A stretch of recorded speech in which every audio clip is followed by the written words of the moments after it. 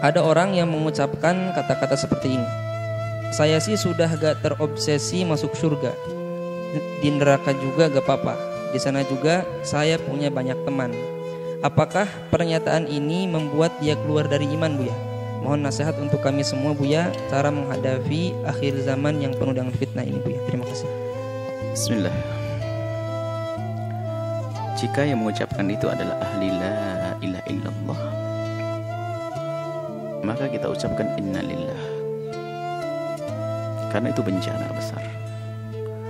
Dan hendaknya kita tidak terima dan sedih, karena ahli la ilaha illallah itu telah masuk wilayah aman dan iman.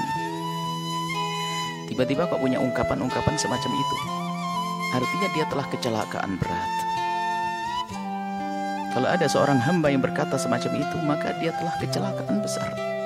Kita harus sedih. Dia mendapatkan musibah. Bukan saja tabrakan mobil retak kepalanya, bukan, tapi imannya yang hilang. Harus sedih kita dengar orang semacam itu. Kalau dia memang ahli la ilaha illallah tiba-tiba mengucapkan seperti itu, sedih. Ya kita doakan semoga dapat hidayah dan sadar kalau ada orang semacam itu. Adapun hukumnya orang mengucapkan kalimat yang merendahkan surga dan neraka, Ibnu Hajar dalam Qawatiknya menjelaskan termasuk adalah hal yang menjadikan seseorang itu keluar dari iman adalah merendahkan surga dan merendahkan neraka. Ini yang pertama. Kemudian jika ada orang mengucapkan semacam itu, kita sedih. Kullun muyassarun lima khuliqalah. Hadis Imam Bukhari Muslim meriwayatkan hadis ini. Kullun muyassarun lima khuliqalah. Semua orang itu akan Allah mudahkan sesuai dengan tujuannya itu di mana nanti. Kalau ahli surga akan dimudahkan oleh Allah untuk meniti jalan surga. Kalau ahli neraka akan dimudahkan oleh Allah meniti jalan neraka. Tidak usah kita menilai orang, tidak perlu juga kita mengatakan kalau dia adalah telah meniti ke neraka. Enggak, itu nasihat untuk kita kok semua. Artinya begini, yuk kita sadar semuanya. Saya, Anda, termasuk orang yang mengucapkan kalimat seperti itu. Ayo kita sadari bahwasanya kalau memang orang itu ahli surga, dia akan dimudahkan untuk meniti amalan-amalan ahli surga. Tapi kalau ternyata memang ahli neraka, kita itu susah melakukan kebaikan. Jalannya ya kayak tiba-tiba mengucapkan kalimat semacam itu. Hati-hati. Mari kita koreksi diri kita sendiri. Nggak usahlah ngoreksi orang. Semoga kalau memang yang mendengar, yang mengucapkan kalimat seperti itu bisa mendengar kalimat kami ini, semoga bisa sadar. Artinya apa?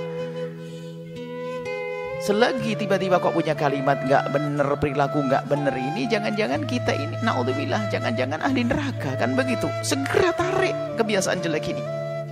Jangan sampai terus berlanjut dengan merendahkan neraka, merendahkan surga dengan kalimat ini. Sebab apa?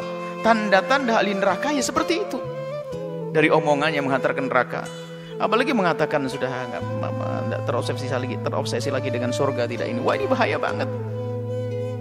Artinya ya, cuman kita tidak boleh menunjuk di ahli neraka, akan tapi siapapun yang punya perilaku, ungkapan semacam itu, ini artinya adalah muyassarun, dia dimudahkan menuju neraka, kalau memang tempatnya adalah tempatnya neraka. Naudzubillah.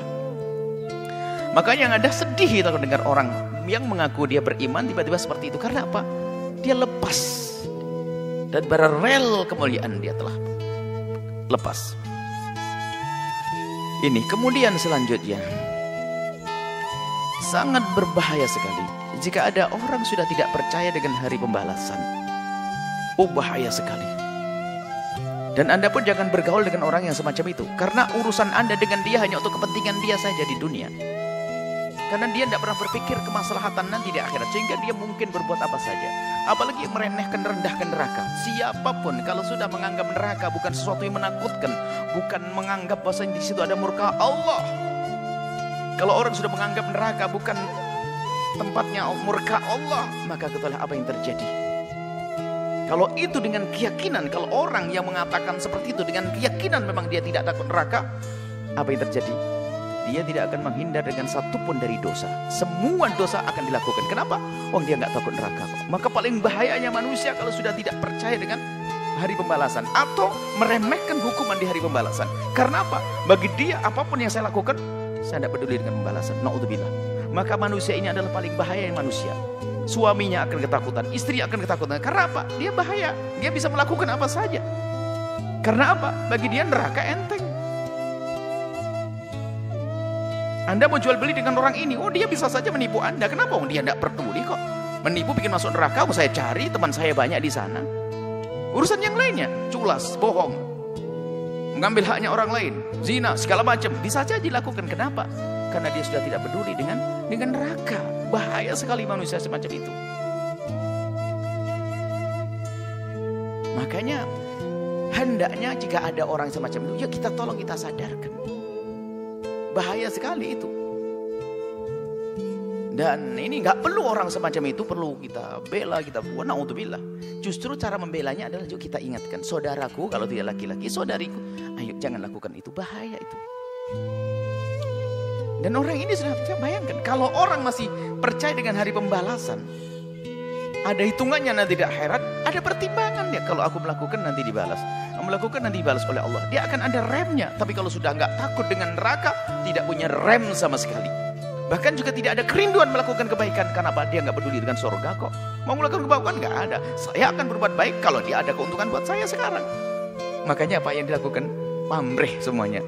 Tidak akan tulus dia. Maka bahaya orang semacam ini. Naudzubillah. Maka ayo kita doakan jika ada orang-orang semacam ini, semoga Allah berikan hidayah. Sedih kita. Bahaya sekali duduk. Kita takut duduk dengan orang-orang semacam itu. Kenapa? Tidak ada perhitungan, nggak ada remnya, nggak ada remnya. Karena berdosa bagi dia menghantarkan dia ke neraka, dia bangga dengan neraka. Naudzubillah.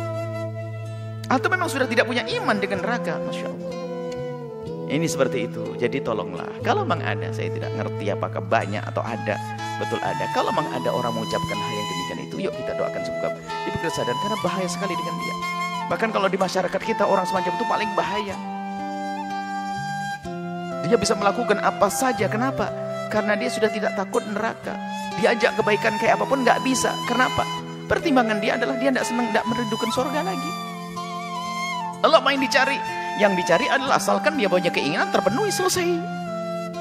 Bukankah itu paling bahaya manusia? Bisa menjadi orang paling rakus, orang paling jahat, orang paling kena. Kalau tidak segera dia sadar. Maka kalau ada orang-orang semacam itu dari umatnya, ila Allah kita doakan semoga Allah beri kesadaran. Karena dia bahaya sekali. Bahaya sekali. Bahaya sekali. Dan nular penyakit ini. Apalagi jika ini dilakukan oleh seorang tokoh. Seorang tokoh besar misalnya. Atau orang yang punya ketenaran.